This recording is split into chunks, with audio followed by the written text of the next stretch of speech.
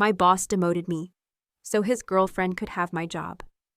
6 months later, I quietly took over their team, dismantled her strategy, and approved the budget that ended his career. I knew something was off the moment I saw the calendar invite. It was a Wednesday morning. The kind where the coffee hits just right, the inbox is manageable, and you feel briefly like you're in control. Until that little red dot appeared in the corner of my screen. Urgent Strategy Org Alignment, 10:30 a.m. Sent by HR, CC'd with the Chief Marketing Officer, who also happened to be dating Summer, the girl who joined us 6 weeks ago from an events agency. I clicked the invite twice. No agenda, just a room number. That's never a good sign. Still, I didn't panic. I was the head of strategy. I'd built this team from scratch. We weren't perfect, but we doubled lead conversion in Q2, landed 2 cross-market partnerships in less than 5 months, and cleaned up the chaos that existed before I took the role. I walked into the meeting room at 10:28. Our HR director, Emily, was already there, sitting stiffly with a company-branded folder. The CMO strolled in a minute later, smiling too wide, too fake. Then Summer walked in. That's when my stomach dropped. She didn't sit down. She stood by the whiteboard, trying to look casual, like she wasn't entirely sure why she was even there. Her badge still had the temporary red border. But that didn't stop what came next. Emily cleared her throat and began reading off a sheet like she had practiced it 20 times. As part of our restructuring initiative, we're realigning strategic leadership to better support cross-functional integration. I didn't even flinch.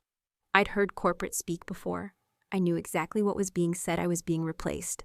By the time Emily got to the words "effective immediately," I had already stopped listening. My brain was buzzing too loud to hear. I looked at the CMO. He wouldn't meet my eyes. I looked at Summer. She gave me a tight, awkward smile, like this was just as uncomfortable for her as it was for me. But it wasn't. Not really. She was about to be handed something I'd bled for. She had no idea what this role demanded. And I was being told I could transition into an advisory position reporting directly to her. Advisory. I wasn't even angry, not at first. I nodded slowly. I remember saying thank you for the update. I'll need a copy in writing. Emily blinked, surprised. I think she expected tears. A breakdown, something they could label emotional instability. But I wasn't unstable. I was calculating. They thought they had pulled a clean coup. They thought this was checkmate. What they didn't realize is that I was still on the board. Back at my desk, I cleared out my personal items, not because I was leaving, but because I didn't want anyone else packing them for me later. I kept it clean, professional, smiling even. One of my team members walked by, concern written all over her face. "Is everything okay?" she asked gently. "Everything's just beginning," I replied. That night, I didn't cry. I didn't vent to friends or spiral into wine and takeout and doom scrolling. Instead, I opened my work laptop and accessed the internal project database. Summer wouldn't find much in there. I had built most of our strategy architecture through my own Notion and Airtable ecosystems. Custom dashboards, behavioral tagging filters, tiered outreach pipelines that took me 2 years to design. And none of it was documented in any official onboarding deck. I didn't hide it maliciously. I hid it because no one had asked. And because I'd been burned before by someone else who stole credit for my work. So this time, I kept my kingdom behind a password. Let them restructure. Let her take the title. She had no map. And I had all the keys. I took screenshots of every critical file, exported timestamps, re-downloaded proof of deliverables. I wasn't planning revenge, not yet.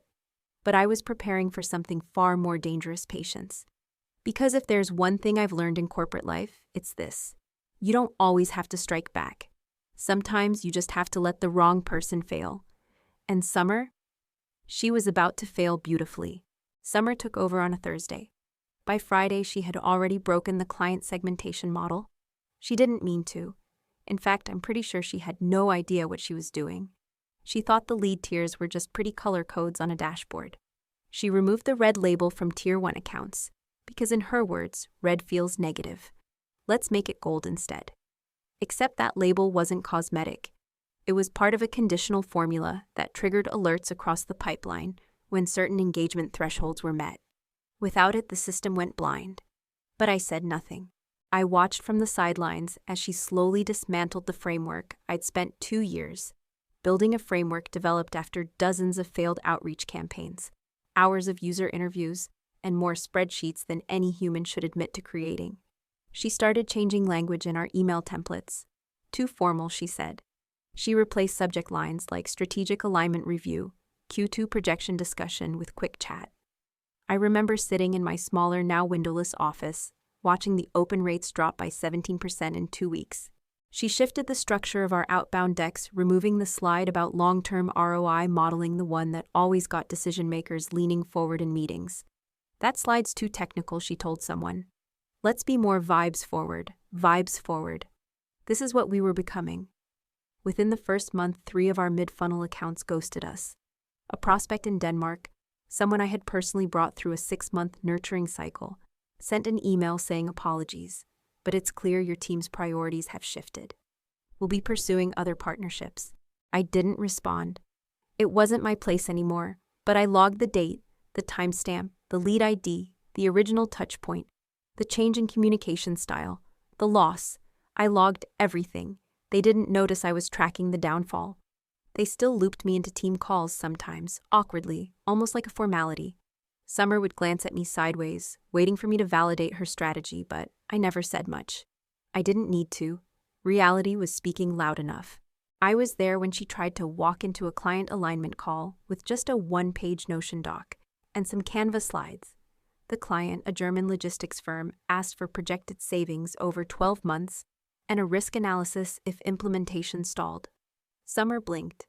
Then she said, I don't have that data on me, but I can follow up. That data was in the original appendix I used to present in every deck. She had deleted it for cleaner formatting. They didn't renew the contract. By month 2, she started calling more meetings. I call them control meetings, the kind where the insecure leader pulls everyone into a room not to solve problems, but to remind you they're in charge. She'd ask vague questions like, how do we make this more scalable? And then nod at any answer that sounded buzzwordy. Once she turned to me directly and said, you used to lead these. Any advice? I smiled and said, trust the system. She laughed. But I meant it. Because she wasn't trusting anything. Not the data, not the sequence, not the strategy. She was reacting. And companies that run on reaction, not rhythm, bleed slowly until they collapse. I want to be clear, I didn't want her to fail. Failure isn't satisfying when it costs jobs, clients, reputations. But I also wasn't going to save her from herself. Not after the way they handed her my seat like it was a party favor. In quiet moments, I looked back at the earliest days. When I first joined, there was no structure, just chaos and ideas. I built every piece like a puzzle, not perfect, but purpose-driven. Lead scoring based on behavioral indicators, predictive outreach flows using seasonal data, cultural nuance playbooks for EU, MENA, APAC clients, risk escalation paths built directly into CRM. Even a Slack bot I wrote with a friend in DevOps that pinged reps before they missed a follow-up. And they stripped it all for vibes. At week 10, a senior partner from Spain emailed directly to the CEO. His words were brutal. Your team used to speak strategy. Now they speak trend. That email got forwarded. A lot. I wasn't copied, but I saw it. Because the same CEO called me into his office the next morning. He didn't apologize. He didn't even mention Summer. He just said, if you were still in that seat, what would you do differently? I looked at him calmly. I wouldn't have given it away to someone who hadn't earned it. Then I stood up and walked out. Because I knew something he didn't. They hadn't just promoted the wrong person. They'd quietly built a bomb, using all my discarded wiring. And all I had to do was wait. The first deal to fall through was one we thought was a sure thing. It was with a logistics AI firm in Helsinki, Smart Team.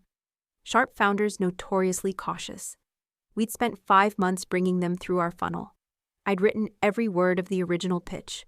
I'd flown to Finland twice. They asked detailed questions. They respected facts. They didn't tolerate fluff. Summer sent them a thank you deck, literally. That was the subject line, thank you. Let's build the future together. The deck had gradient, sparkle fonts, and 6 bullet points about synergy. No financials, no implementation roadmap, no KPIs.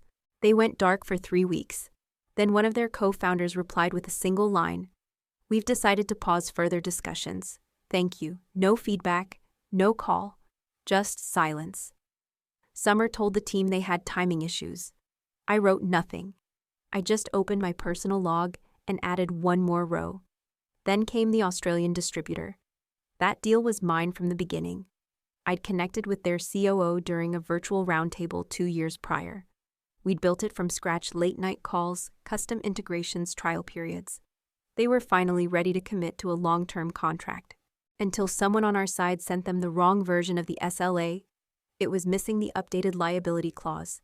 They asked for clarification. Summer responded with a one-line email.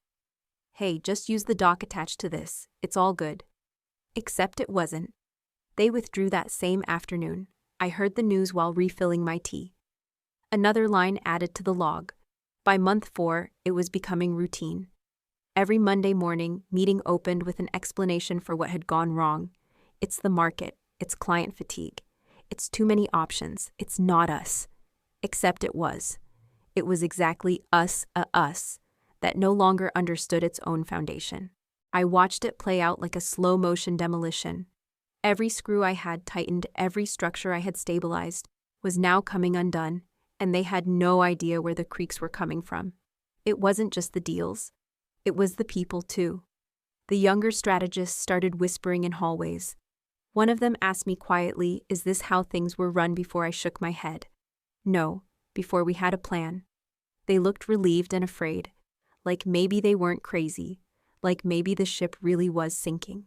Then one morning, I opened my inbox and saw a meeting invite titled Q3 Rescue Deck. Emergency Planning. The sender Summer. It was her Hail Mary. The body of the email was full of spin. "Let's collaborate on an all-hands presentation to the board about our growth pipeline. Need everyone's insights." It was vague, desperate, and fake. This wasn't about insights. It was about survival. She was scrambling to patch a sinking strategy with marketing fluff, and she needed the people she once demoted to help her do it. That same week, the CMO began showing up to more meetings. His body language had changed. Less swagger, more tension. His jokes landed flatter. His eye contact flickering. He pulled me aside after one call. "Hey, just checking in. Everything okay?" I tilted my head. "Why wouldn't it be?" He hesitated. "It's just, you've been kind of quiet lately." I smiled, slow and sharp. "That's intentional." He laughed nervously. I didn't. By the end of the month, we had lost 4 key accounts, and 2 top strategists had quit. Both had cited lack of leadership clarity in their exit interviews. The whispers got louder. And for the first time since this all began, Summer looked afraid.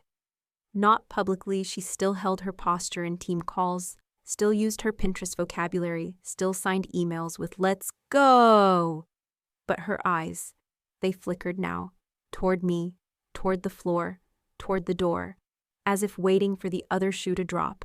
Then the board called a special session. That's when things shifted. It wasn't a firing, not yet, but it was a signal. Summer and the CMO were invited to provide clarity on strategy attrition. And for the first time, I wasn't just CCD. I was invited, by name. The CEO added me himself. No explanation, no comment. Just my name in the thread. I clicked accept. Then I reopened the last 6 months of notes, metrics, timestamps, account losses. I didn't know exactly what I'd say yet, but I knew this. They thought I was too quiet to be a threat. But silence isn't weakness. It's what happens when a storm is holding back. Just long enough to choose where to strike. The board meeting was scheduled for 9:00 a.m. sharp. It wasn't a full quarterly review. Those happened with slides and catered coffee and awkward small talk. This was something else. A strategy assessment. Translation: someone's in trouble, and everyone wants to pretend it's still salvageable.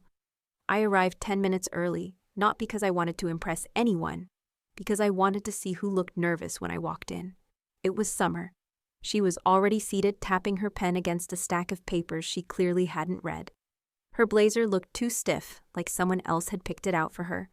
Her smile cracked the moment she saw me. Next to her sat the CMO, eyes glued to his phone, pretending this was routine. Then the CEO walked in. No greeting, no expression, just a curt nod in my direction before taking his seat at the head of the table. One by one, the board members joined. No one asked why I was there. They didn't need to. The first question came from Marta, one of our longest-standing board advisors, sharp as glass and twice as cold. Let's get straight to it. The numbers show a 28% drop in high-quality leads over the last 2 quarters. That's unprecedented. What happened? Summer sat up straight. We've been experimenting with more conversational positioning, less technical, more relatable. We're adapting to changing market tones. She said it like a TED Talk. I almost respected the performance. But then Marta asked, "And how has that been received by clients?" Silence. Then the CEO turned to me. "You've worked with most of these accounts before. Any observations?" My voice didn't shake. Yes. Clients didn't want us to be more relatable. They wanted us to be more reliable, and they're not seeing that. I didn't look at Summer, but I felt her shift in her seat. The CMO cut in voice louder than it needed to be. "With all due respect, our repositioning was a team decision. It wasn't a solo choice." I nodded slowly. "That's true." But the execution was solo and selectively informed. Then I opened my folder. I didn't bring a PowerPoint. I didn't need animations, just data. Printed loss reports, email threads, campaign analytics, time-stamped errors, all with 3 common denominators: the change in strategy language, the removal of core client materials, the lead sign-off coming directly from Summer's credentials. Marta raised an eyebrow. "Did you approve these changes?" Summer swallowed. Well, some of them were made collaboratively," I cut in, calm, measured. None of them were recorded in the shared changelog. None were tested against historical benchmarks. None were reviewed by the analytics team. Another board member leaned forward. "Then how did they pass?" I tapped the final document in the stack. "They didn't pass. They bypassed." Silence fell. Not uncomfortable, just revealing. Like when a wound finally gets enough air to sting. Summer started to speak, but the CEO raised a hand. Then he looked at me. "If you had been in charge this quarter, what would you have done differently?" I met his eyes. "I wouldn't have tried to rebrand a trust-based business as a trend-based campaign. I wouldn't have optimized for likes when we needed loyalty. I wouldn't have replaced strategy with sentiment." Then I let it hang. Not because I needed applause, but because I wanted them to feel the weight of what they'd let happen. The CMO cleared his throat. "Look, we've made mistakes, but this isn't about pointing fingers. It's about fixing the future." I didn't flinch. Fixing the future starts by admitting where it actually broke. Marta glanced at the CEO. "I want a full audit of process changes, personnel decisions, and all signed-off deliverables in the past 6 months. No spin, no summary, just facts." The CEO nodded finally. "We'll begin today." Summer's hands trembled as she reached for her pen. The CMO exhaled through his nose, and I just closed my folder. I didn't gloat. I didn't smirk. Because this wasn't revenge. This was just gravity, and they were finally feeling the pull. That evening, I got a message from the CEO. Just one sentence. "Thank you for speaking plainly. We'll be in touch soon." I didn't reply. I didn't need to. Because now I wasn't the one circling the fire. I was the one standing at the center watching it light up the path to whatever came next. It started with a message from legal. Subject line: urgent client contingency request. Frankfurt. I opened it thinking it was another fire to watch from a distance. But it wasn't a fire. It was a flare. A signal flare, and it had my name on it. The email was short. Just a forwarded request from our German partners at Demoted, a client we'd spent nearly a year courting. The one whose 6.8 multi-year contract was supposed to close next week. The message from their side said, "Due to recent changes in your internal structure, we request that Lily Tanaka return to the negotiation table. Otherwise, we will need to reassess the relationship." There it was. No corporate tone, no polite phrasing, just a clear demand. Me or no deal.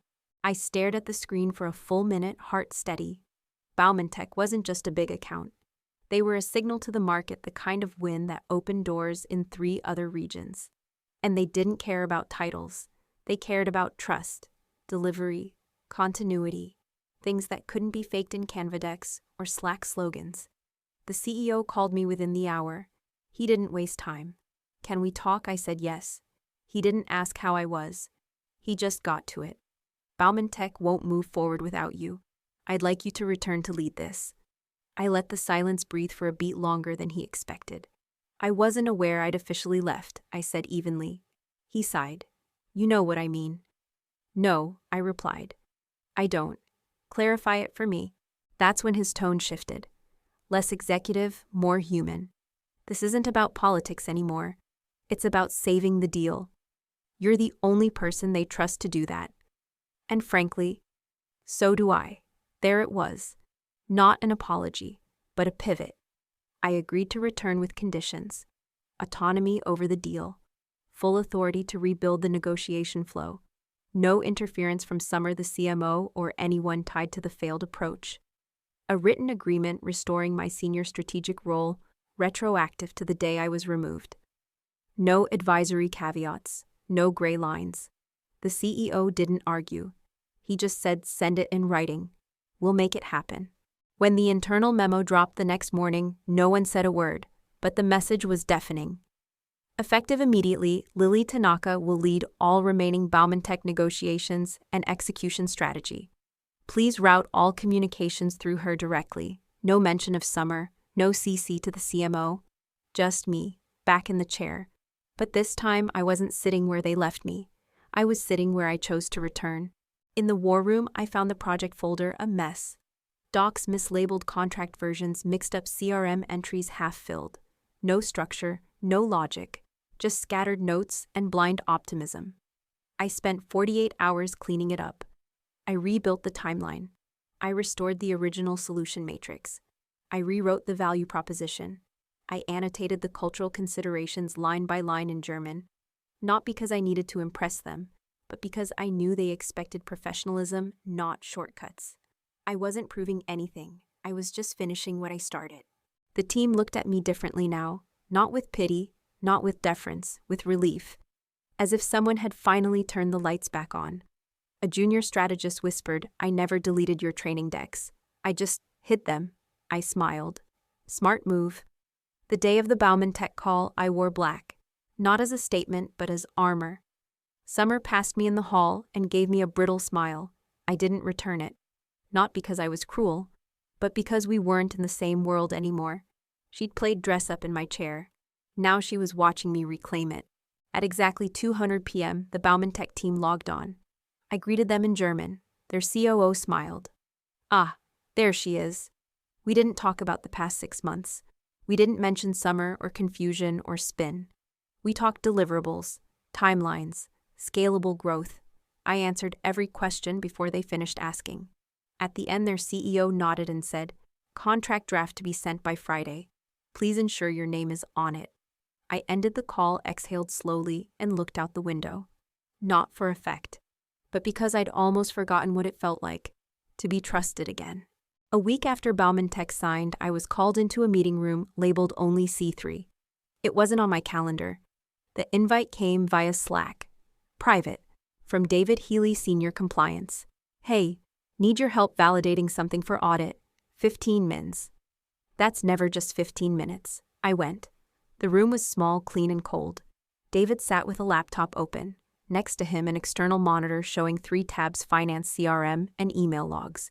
You're not under review, he said immediately, but you're connected to some documents we've flagged. He clicked open a travel expense file from 6 weeks earlier. Line item: client meeting, Milan, Italy, 8,960 Rs. Hotel, airfare, car service, meals. Approved by Summer. Submitted by CMO's assistant. We cross-checked our CRM. No clients in Milan. No campaigns scheduled. No pitches planned. Did you sign off on this? He asked. Never even saw it, I said. He nodded. That's what we thought. Then he opened a second file. Subject: Eastbridge. Final contract draft. It had my name listed as the author. Metadata looked legit. But I'd never seen that version. A critical clause: client performance guarantee cap had been deleted. Quietly.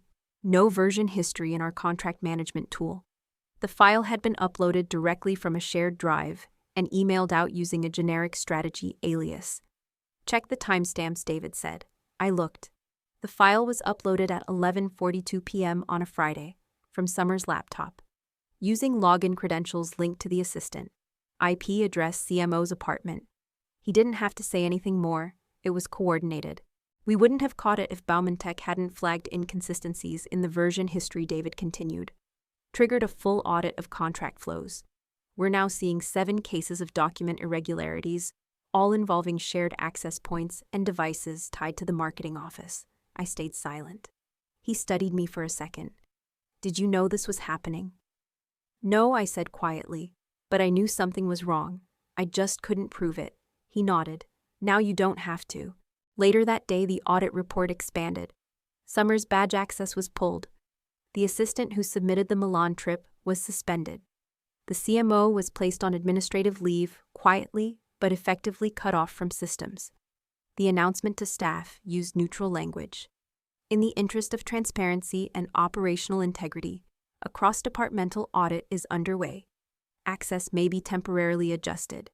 But inside the walls, everyone knew. The whisper became a roar. By Friday, I received a forwarded internal memo flagged confidential. It summarized the preliminary audit findings, 6 instances of falsified contract metadata, 4 unauthorized budget approvals routed through junior accounts, 2 travel reimbursements tied to non-existent client meetings, and a pattern of deliberate misrepresentation of leadership signatures, including mine. All roads led back to Summer's machine, the CMO's assistant, private Gmail accounts connected to their home IPs. I didn't say a word, not to legal, not to finance, not even to the CEO. I didn't have to, because finally, for once, the system was doing its job. That weekend, I opened my personal notebook, the one where I'd logged every missed call, changed deck-shifted file. I turned to the last page and wrote, "They didn't just lie to clients, they lied to the company, and they used my name to do it." I underlined it twice. The next Monday morning, I was copied on an email from audit to the executive committee. Subject Stage 3, escalation. Recommendation formal ethics review. That meant one thing: they were done asking questions. Now they were writing conclusions. The Monday after the ethics escalation, the company felt different. Not louder, not quieter, just watchful. People held doors longer than usual, paused conversations when I passed, avoided eye contact not out of guilt but out of calculation. They were all waiting to see what I'd do next. So was I. The CEO called me into his office at 9:00 a.m. sharp. He didn't waste time. "Thank you for your cooperation during the audit," he said. Voice low, eyes tired. "The board's reviewing everything. There'll be consequences, formal ones. We'll be making public-facing changes soon." I said nothing. He leaned forward. "In the meantime, I want to ask if you're willing to formally resume the role you were originally appointed to head of strategy. Retroactive to Q2. Authority reinstated." I took a breath. Then I answered calmly, "No." He blinked. "No. Not like that," I clarified. "I'm not stepping backward into a role you once gave to someone else who didn't earn it. I'm stepping forward. On my terms." I slid a folder across his desk. My conditions. Inside, new title Director of Strategic Systems with cross-departmental access. Direct reporting line to the executive committee, not through marketing. Rebuilding authority to restructure the strategy org team tools protocol. And lastly, a permanent audit trail system across strategic documents signed into policy. No ambiguity, no wiggle room, no room for another summer. He flipped through the pages, reading silently. No reaction, just slow breathing. Then he nodded once. "You've thought this through." "I've lived it through," I replied. "This company can't survive another blind spot like this, and I refuse to be part of a system that rewards loyalty to power over loyalty to integrity." He leaned back. The pause felt heavy. Then he said, "You're right." Then he signed. The announcement went out 48 hours later. No emojis, no team spirit quotes. Just a single message in all hands. Effective immediately, Lily Tanaka will assume the position of Director of Strategic Systems. Her mandate will include restructuring documentation reform and cross-functional transparency protocols. No one clapped in Slack. But the private messages started rolling in. From product managers, from dev leads, from 3 people who had resigned quietly in the last year. "You finally broke the loop. They should have listened earlier. You just gave the rest of us permission to stop playing dumb." I didn't reply to most of them. Not because I wasn't grateful, but because I didn't come back to be liked.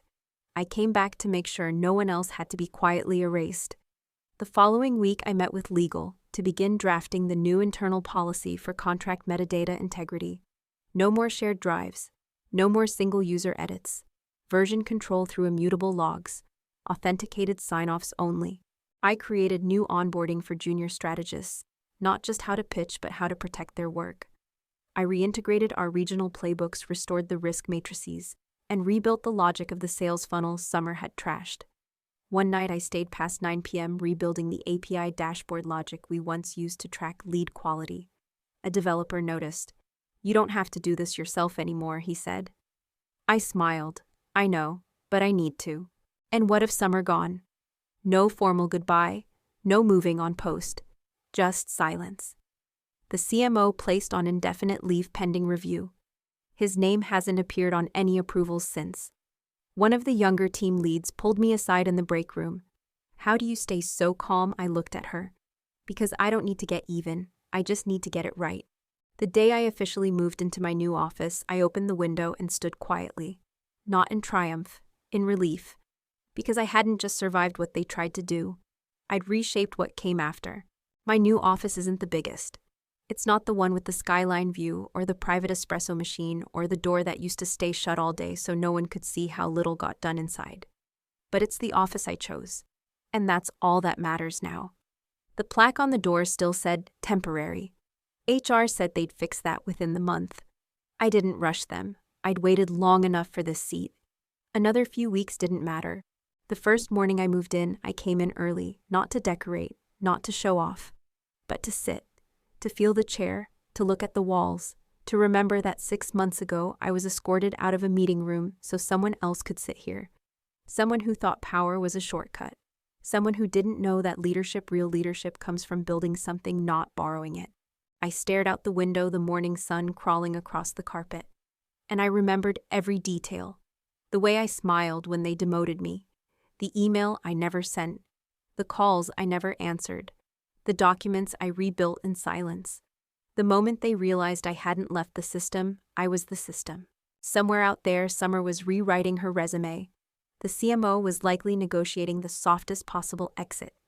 The board was still in cleanup mode, issuing policy clarifications and reinforced ethics protocols, like digital bandages over real wounds.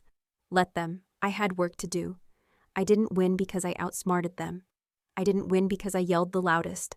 I won because I waited, documented, endured, executed. Because I knew when you build something from scratch, no one can truly replace you. They can sit in your chair, but they'll never know where the bolts are. A few weeks later, I was walking past the old conference room, the one where they'd introduced Summer with a fake smile and empty words. It was empty now, the door ajar, the chairs stacked. I paused, just long enough to take in the silence. That room had seen arrogance, politics, power games. But it had also seen me at my lowest, yes, but also at the very moment I chose not to fight for a seat, but to fight for my name. That was the moment everything turned. Not when I came back, not when I closed the deal, not even when the audit landed. The moment was when I walked out calmly and refused to beg, because that's when I stopped playing their game and started writing my own. Now I sit where he once did. But I don't wield control the way he did from behind closed doors. I open mine. I answer questions. I ask harder ones. I don't build empires. I build trust. I'm not interested in revenge. I'm interested in infrastructure, in making sure the next time someone like me walks through these halls, smart, underestimated, unafraid, they don't get buried under the weight of someone else's insecurity. They get heard. They get space. They get credit. They get what I had to take the long way to earn. And if I have to keep sitting here making sure that happens, then I'll stay as long as it takes. Because this time I didn't get the seat. I became it.